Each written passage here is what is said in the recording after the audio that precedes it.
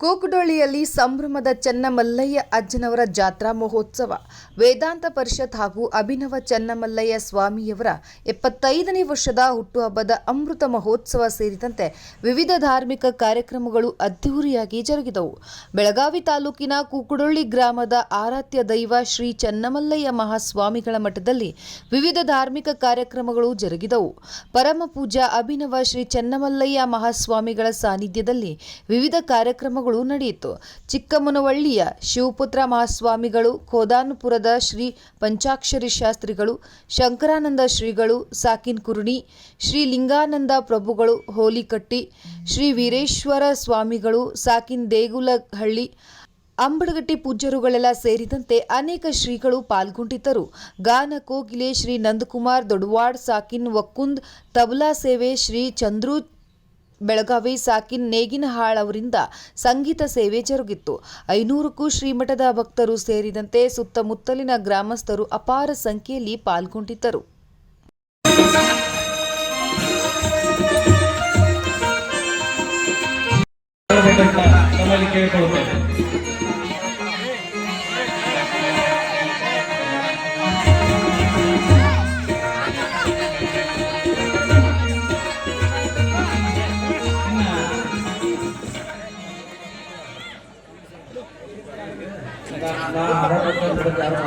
ಬಿಜೆಪಿಎಸ್ ಕುಗ್ರೋಳಿ ಆ ಒಂದು ಸದಸ್ಯರು ಕೂಡ ಅವರಿಗೆ ಶುಭಾಶಯಗಳನ್ನು ಕೋರಲಿಕ್ಕೆ ಬಂದಿದ್ದಾರೆ. ಅವರು ಕೂಡ ಶುಭಾಶಯಗಳನ್ನು ಕೋರಲಿಕ್ಕೆ ವೇದಿಕೆ ಮುಂಭಾಗಕ್ಕೆ ದಯಮಾಡಿ ಬಂದು ನಿಂತುಕೊಳ್ಬೇಕಾಗಿ ವಿನಂತಿ.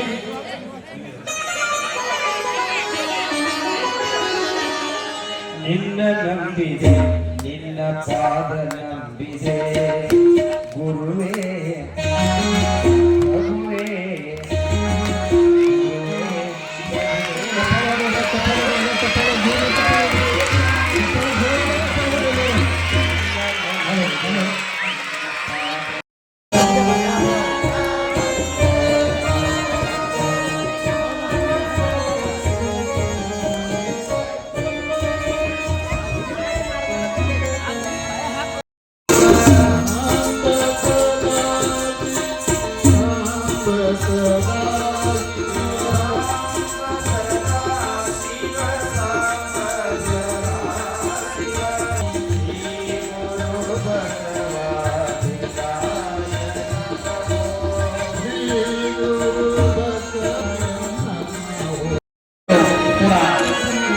ಅಜ್ಜನವರಿಗೆ ಶುಭಾಶಯಗಳನ್ನು.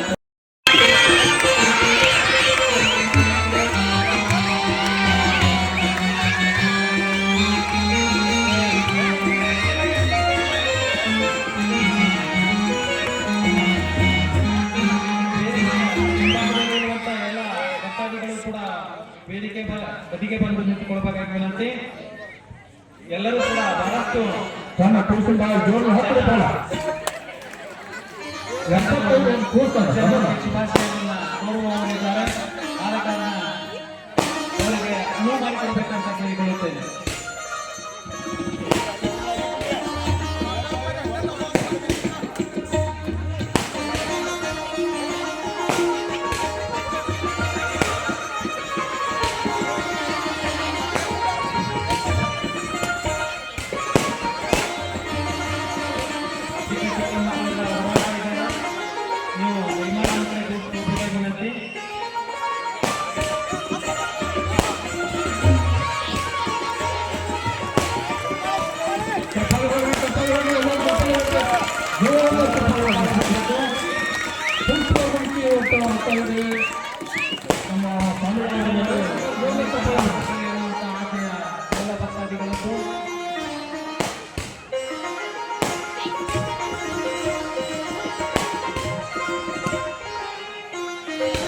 ಈಗ ಅಜ್ಜನವರಿಗೆ ಶುಭಾಶಯಗಳನ್ನು ಕೋರಿದಂತ ಎಲ್ಲ ಭಕ್ತಾದಿಗಳು ವೇದಿಕೆಯಿಂದ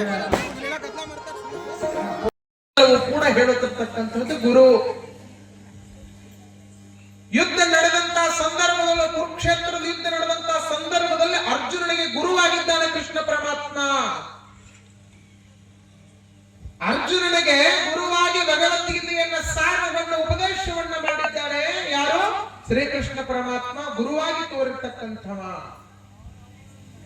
ಗುರು ನರರೊಳಗ ಗುರು ಅಲ್ಲ. ಆದ್ರೆ ಒಂದು ಕಡೆ ಹೇಳ್ತಾರ, ಗುರುವಿನನ್ನ ನರ ಅಂತ ತಿಳಿಬಾರ್ದು, ಹರಿಯನ್ನ ಶಿಲೆ ಅಂತ ತಿಳಿಬಾರ್ದು, ಮಂತ್ರವನ್ನ ಅಕ್ಷರ ಅಂತ ತಿಳಿಬಾರ್ದು.